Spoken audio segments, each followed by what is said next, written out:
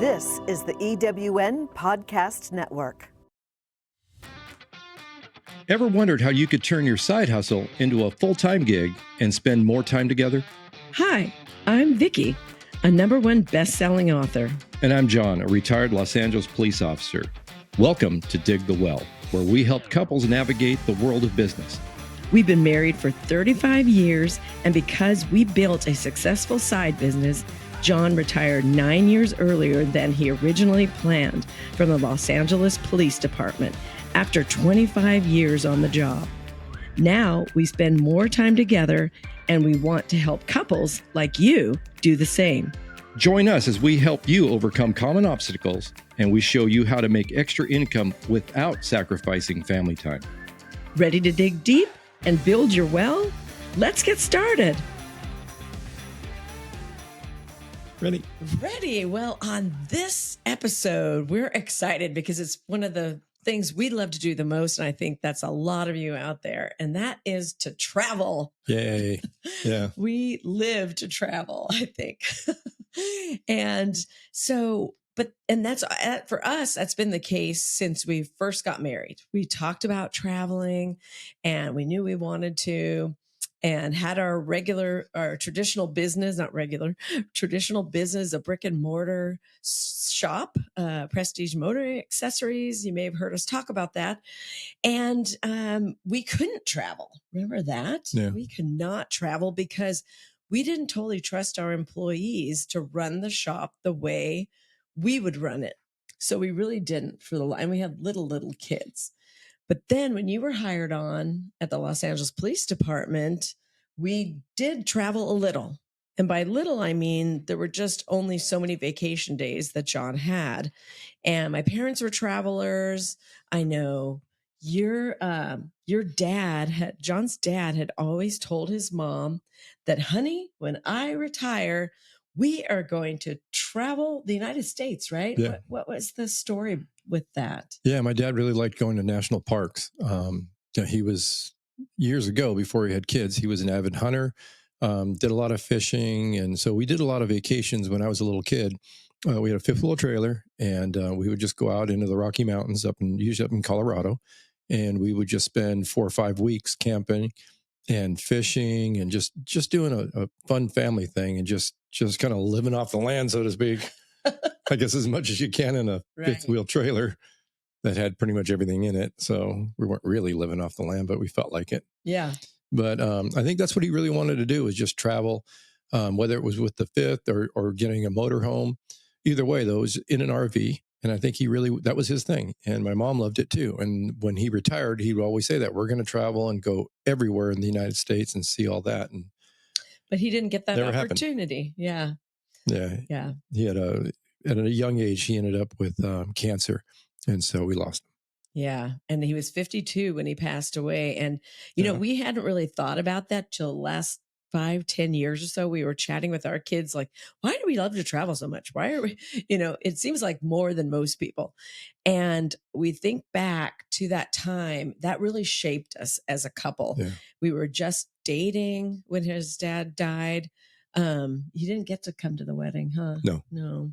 But he had met me, so I was happy that I think he liked me for his son. And I'm going to start to get verklempt. But it really shaped us that we were going to travel, and we were not going to wait till we retired, because you know what? Tomorrow's not promised, the old adage, and it's really not, right? Yeah. So yeah, then you went off to LAPD after we closed our business, and had to, whenever we wanted to go somewhere, like if our parents said, or other friends, hey, let's go to Mexico, or let's go, I don't know, Europe, John had to put in for days off. And I bet there's a lot of you out there like that, that are in that boat. It wasn't really the fact that I didn't have enough time. I couldn't take it. They wouldn't let me take it. And I used to, what did I always say? Remember, I said, the city owns me. And it's kind of that way. And so what we used to get is about 4 weeks of vacation time every year. And then once you have 10 years on, they give you another 2 weeks. So the 4 week is called your long vacation. And then the short vacation is the 2 weeks. But you can only prioritize one or the other. So you had to choose which one you're going to get priority on. And it's based on seniority. So until you have a lot of time on, or a decent amount of time on the job, you're just stuck with the leftovers. You're stuck with these weird months that you can take your vacation days. And so, like I said, I've always had plenty of time. And then if you don't take them all in 1 year, you can carry over into the next year. So you can end up with, 10 weeks easy of vacation. But the trick is getting approvals, getting okayed to use it. And that was always the tough part. And of course, a lot of times we would take trips, but it wouldn't be for 5 or 6 weeks long. Or 4 weeks if I was going to take my long vacation. It would just be for a week, or a quick holiday trip here or there.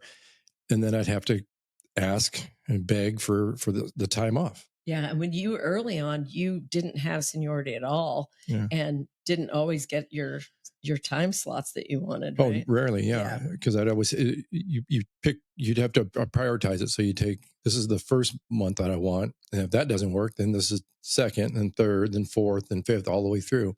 And it was tough. And it wasn't that the supervisors were being jerks or a-holes about it and not wanting to give us the time. It just that, we were shorthanded. We've always been shorthanded in the city of Los Angeles. We just don't have enough people to do that job. And so they just didn't have the ability to say, yeah, go ahead and take that time off. We don't need you. It's like, man, we can't. Everybody's got to work. Yeah, it's a shame. So yeah, we would make do. And then how about also I remember John would text me and say, Vic, I need vacation days. Like I have to turn them in by midnight tonight or whatever. And I'd be, thanks for all the warning. And you didn't get any warning. And again, it's the supervisors that are handing us these requests. It wasn't like they sat on them for months and then just handed them to them and told us. And this is how it usually went. At roll call, they would say, they'd pass them out to everybody. Here, fill these out by the end of the night. By the end of the night, we need these turned in. And so we had to figure out when we were going to request our vacation for the next year. And I'd have to call Vikki, hey, do we have anything planned? When is it? I need to turn this thing in tonight. Otherwise, I'm not even going to get any chance at a choice. So I think the city, as someone in the city decided to, hey, let them know we need these today. And our poor supervisors then had to pass that good news on to us. And I've talked to so many police wives, same thing in other departments. Yeah. So I don't know what's up with that, but that's another reason you want to dig the well before you need the water, is have a side gig that you can get going. And then we were able to retire you early from the Los Angeles Police Department, 9 years than planned. And guys, that changed so much for us, because I was even at the point, we had our side gig. We're making great money with it. And there were times I needed to travel. We were launching other countries. And so I'd ask John, hey, can you go? And most of the time it was like, no, I used up all my vacation time. Well, again, it wasn't that. I had the time. It was just I couldn't go because I couldn't go. Oh. I wasn't given permission to go. Yeah. I remember one time you told me I've used it all. It was probably a big travel year. Yeah, super must big have been, travel because year. normally I had near the end. It came down towards the end of the year where it was like either have to use them or lose them. And then I would have to take them piecemeal on, like I get the third Wednesday off, and then I'll get like another Tuesday off the next week, and just to be able to burn out my time so I wouldn't lose it.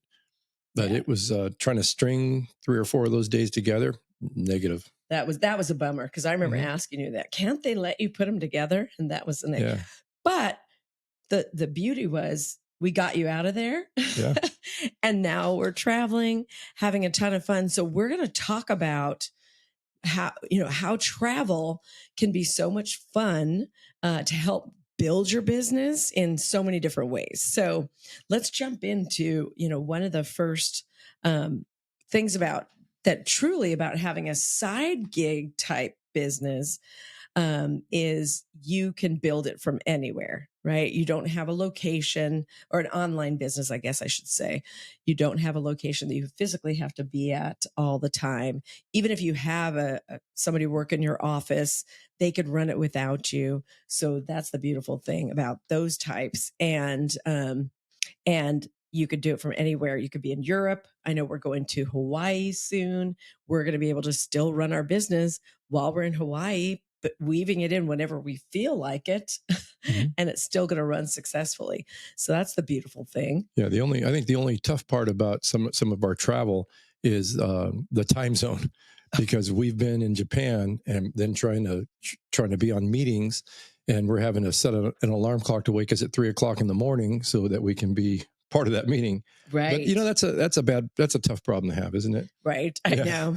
And thank goodness for tools like Zoom. You have Zoom that you can rely on to still, in the middle of the night, get up, yes, in Japan, and get on a Zoom with somebody. But thank goodness you've got that. And there's so many other tools out there, when you're running your business from anywhere. I remember that trip, one of the trips to Japan. We made several in 1 year. It was when our business was launching out there. And we went there with another couple, and they were also part of our business. And we were staying at this, remember, it was out in the country. Yeah. And it was freezing cold. And we were each of us were in like a little different bungalow. And all of our alarms go off at probably like 3:30 in the morning or 3 o'clock in the morning, so we could all meet in one of the bungalows to be on this meeting. Yeah.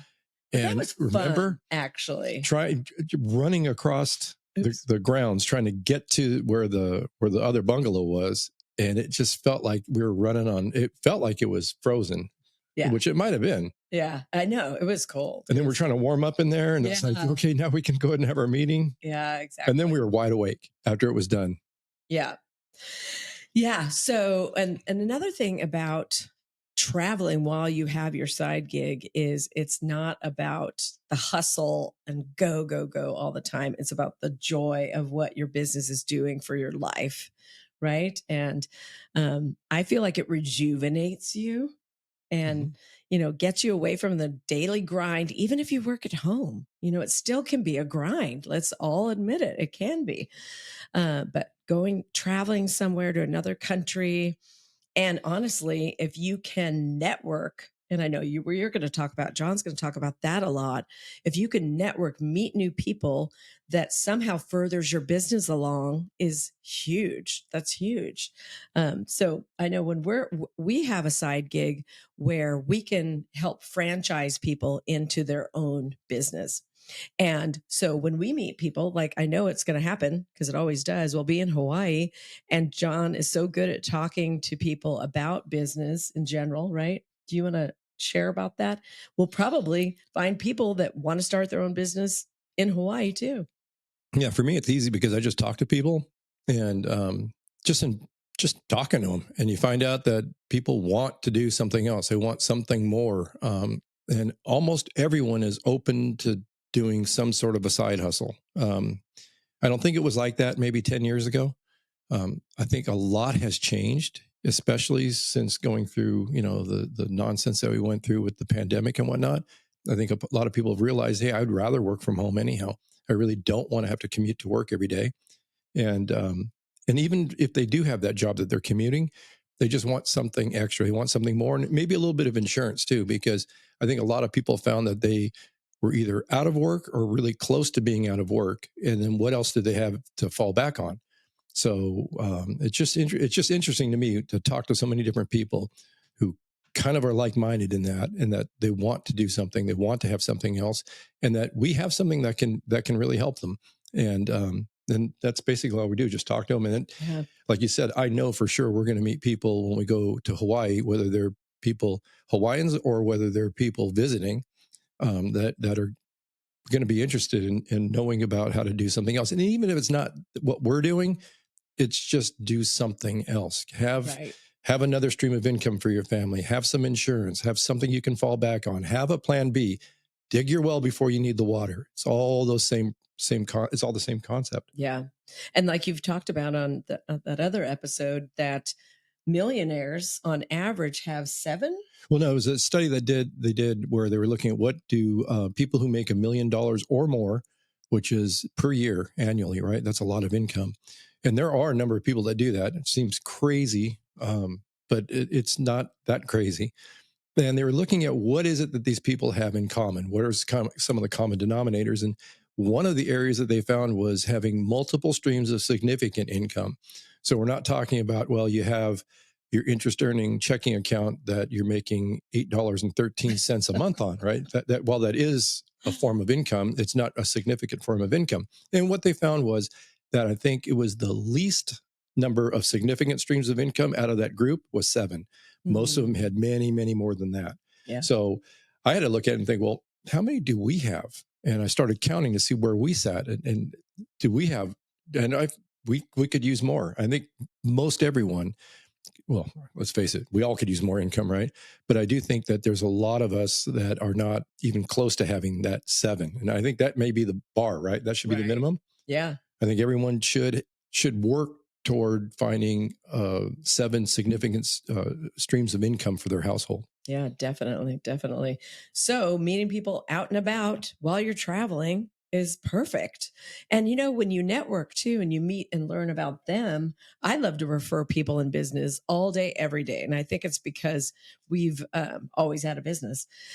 And that's fun too, because you find out what they do when you travel and, reconnect and share and refer them to other people that you know. So it helps the people that you're meeting as well. Yeah. I wanted to give a good tip on what you should bring when you're traveling. Back in the day, business cards were the thing. You didn't go anywhere without a business card. And a lot of networking groups still like that. There's still that traditional pass my card. You each get each other's card. I'm part of a women's networking group that we typically share those types of things.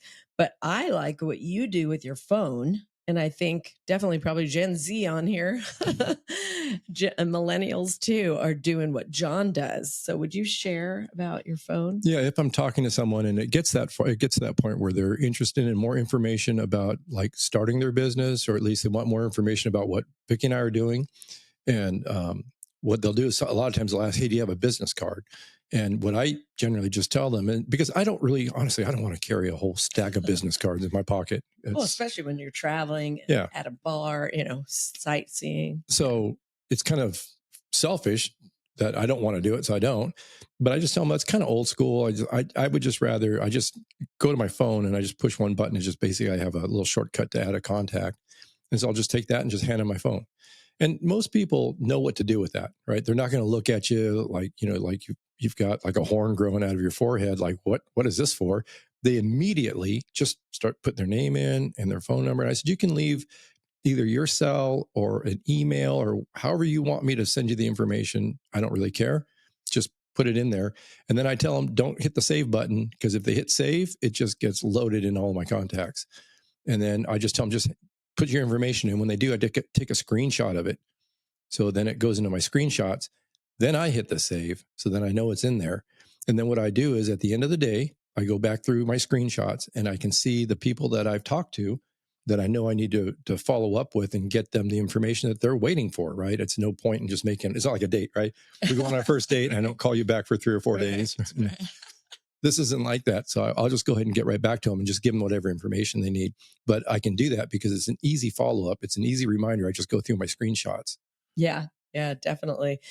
And that tip about screenshotting the contact before you close the phone is money, because that's what I've picked up on that. Yeah. It's saved me a ton of times because I'll look back and I'm like, oh my gosh, I forgot about this. Exactly. I need to get this guy. He was asking specifically about something. It was early in the day when we were talking, and by the end of the evening, I had already forgotten. Yeah. So that's a big tip too. When you get home from the trip, go through your photos and of course enjoy, see your trip on there, but that's going to remind you to put those contacts that you've screenshotted into however you track your prospects, your leads, and follow up with them. So that's a good reminder to always do that. Yeah.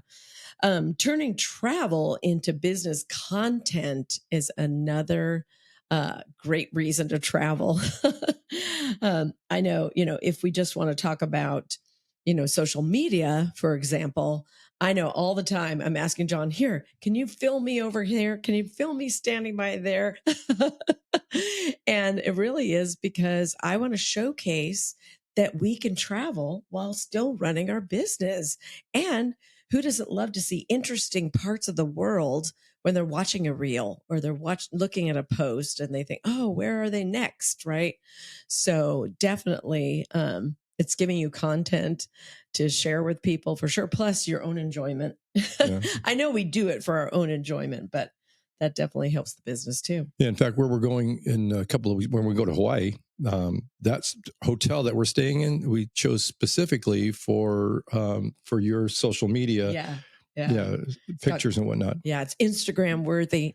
Yeah, it has a really cool bar out by the pool, and then the pool itself is an infinity pool that overlooks the ocean. So it has great, and it faces to the west, so it has some great sunsets. Yeah. And then it has a beach entry pool. That same pool on the other end is a beach entry, and they have a bunch of lounge chairs all lined up in about 4 inches of water. Yeah. So Yeah. it's a really and it's amazing. a fairly new hotel. It's only been there they built it a few years ago. Yeah. Yeah. I can't wait. It's going to be so much fun. And we've got a couple trips to Texas coming up. That's always fun. Yeah. And then we're trying to plan a family vacation. So lots and lots of travel is in the works for us. But we do always try to weave some business in. And let me tell you why.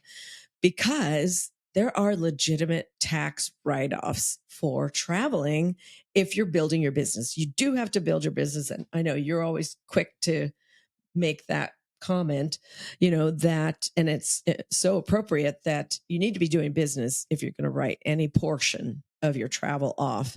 So definitely see your tax professional about this. But yeah, we're not giving tax advice, but right. Just know that if it's a legitimate business and it's a legitimate business expense, then for us, the advice we've been given from our tax preparer and our accountant is that absolutely that's a deduction and it makes sense. But if we're going zip lining, we're not writing off the zip line trip. No, we're not. Yeah. And our daughter just got married in Anguilla. That was so much fun. The Four Seasons over there. Shout out to them. That was amazing. Yeah. But we're not writing that off because it wasn't a business trip. Right. And definitely be careful on international. And again, see your tax consultant. But you really, international is a tough nut to crack write-off wise. Right. Yeah, you just have to document a lot. Yeah. Is a little stricter about documentation, but either way, yeah, for sure. If you think about it too, just in general, the tax code in the United States was written for business owners, not for W-2 employees. If you're a W-2 employee, you have very few things you can actually deduct from your taxes. You're going to pay federal income tax on most all of it. In the state of California, where we're at, we're going to pay a lot in state tax also. But if you're a business owner, that opens up legitimate deductions. I'm not saying to cheat. I'm not saying to not pay your share, because we do for sure. And if there's anything that's questionable when we do our taxes, we don't include it as a business deduction. If we look at it and think, well, that may or may not look like a legit business deduction, then we don't include it. But if it's a legitimate business expense because you're on a business trip or whatever it is you're doing for your business, then absolutely. And again, talk with your accountant about that and see what you can and cannot include. But it makes sense because that's how our tax code was written. Yeah. And a lot of employee-minded people don't even understand that at all. So, and that might be some of you. So I hope that was eye-opening for you for sure. Let's see. Mindset shift. Yes. So, I love thinking about travel in a different way. And this is actually one where you should also be thinking about what business you pick, right? If you're picking a brick and mortar business to run and you don't trust your employees, like we mentioned at the beginning, and sorry, any of our employees that were listening right now might be listening. We trusted you to a point, but if you have a brick and mortar that you're chained to it, you can't leave, that's a shame. But if you have a side business where maybe you have the systems in place, you have the people in place, and you fully trust them you trust the business to run itself when you're gone. Like I know ours will. Ours is definitely with a direct sales company. So it has a system. It has things in place where it's going to run with or without us. That's the beauty of it. So we can travel. So that's kind of the mindset shift when looking for a business, in my opinion. Like we're so glad we don't have the brick and mortar anymore. Yeah, absolutely. Yeah. And I don't think it was a fact that it wasn't really that we didn't trust our employees because they had keys to the place. They could have gone in anytime they wanted. It was more, I think, maybe it was almost like a confidence thing that we were worried maybe that we didn't have full confidence that if an issue arose, that they would handle it the same way that Vikki and I would handle it. Like they've always said that no one cares as much about your business than you do. And that's what we were more, I think, worried about. Yeah. As far as trusting them, we trusted them.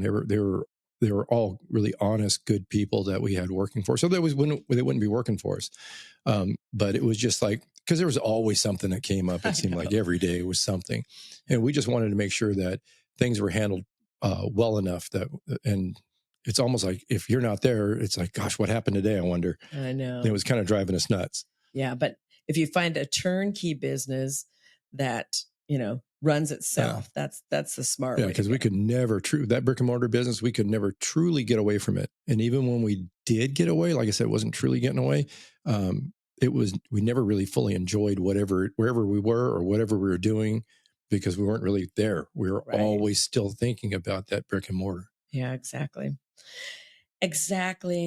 And I don't know, I think it might be fun at this point. And if you're watching on YouTube, we're excited that you're watching. Leave a comment on your favorite travel location or where do you want to go to next, either your favorite spot or where you want to go to next. But I think we should talk about that. Where do we want to go to next, travel wise? Somewhere where we haven't been, right? Yeah, exactly. We have like 4 or 5 on the list, huh? Yeah, one of the things I really want to do is I want to go see the Northern Lights. Yeah. That seems so cool. And I've seen I've seen it 100 times in pictures and movies, and I've never actually seen it in person. That'd be cool. In Alaska, right? Or anywhere. Canada, Alaska, probably Alaska. Finland, right? Can't you see it from Scandinavia as well? Yeah.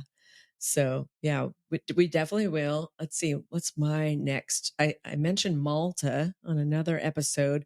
Malta is just fascinating. Didn't we see a Netflix or something about all the cuisine that's made there? It was a crazy amount of different It's just an interesting island. Yeah. And how it's changed. Hasn't it been part of a lot of wars? And it was a defensive position during the war. So the history, it's beautiful, but then it has this rich history. Yeah. What other place? And then there's like the Seychelles and the Maldives. That's it. I was going to say Maldives. So yeah. And Italy. Well, we've been to Italy, but we want to go. But it's such a big country. To the wine. Northern Italy. Yeah. And gosh, I could go on Singapore. I hope we're getting your juices flowing on thinking about where you want to go. Singapore and that hotel that has the pool at the top of the 2 pillars, right? So yeah, but seriously, if you're watching this and you're not an entrepreneur yet, really think about it. Think about that side gig. Really look into finding the perfect one for you. We highly recommend it. Yeah, for sure. Because I've said this before. If you're just working a job and you're just basically trading hours for dollars, and that hamster wheel you're never going to get off of. Eventually, you'll be able to retire, and then you're stuck on a fixed income. If you decide you want to branch out and run your own business, you can still work your job, because that's what I did. Right? I didn't leave my job early. I stayed on. I still earn a full pension. And I still get, benefits and whatnot, but we dug the well, we started our own business, ran it from home. And now that I've retired early, my pension's not as much as what it could have been, but at least it's something, and I'll receive that for the rest of my life. But in the meantime, our business from home more than makes up for what I'm missing out on that pension from the job. And I don't have to leave the house, and I have something here. And we're living our dream life. Yeah. I pinch myself. A much better life than I would have left if I were still on the job. So you have so many benefits afforded to you, and you don't have to quit your job. And a lot of folks, they really love what they do and they love their job. And then by all means, you would never want to leave that. But at least have something, have another plan B, have that other stream of income coming into your home, because I guarantee you it's going to relieve a lot of stress. It's going to make everybody in the household happier. I mean, if you really think about it, if you had an extra $500 to $1,000 at the end of the month, an extra $500 to $1,000, would that make a difference for you? And I think for most people, it would. I know for us, for sure, it would. It did. It did. And that's why we wanted to do it. But if it would make a difference for you, then for sure, you need to really look into some options and see what you can do and to get that going. Yeah. So we've had fun today. We hope you have too. Leave us a review. Remember to subscribe if you haven't already on whatever platform you're listening to, and give us a review. We would so appreciate it. And we'll see you on the next one. Bye-bye. Thanks for joining us on Dig the Well. We hope you feel empowered and ready to take on new challenges. Remember, if we can do it, so can you. Keep learning, keep believing, and going after your dreams. And if you enjoyed this episode, share it with someone who needs a little inspiration or maybe a nudge in the right direction. Help us grow this community of go-getters. Together, we can achieve greatness and get back to family. Thanks for listening, and let's keep digging the well.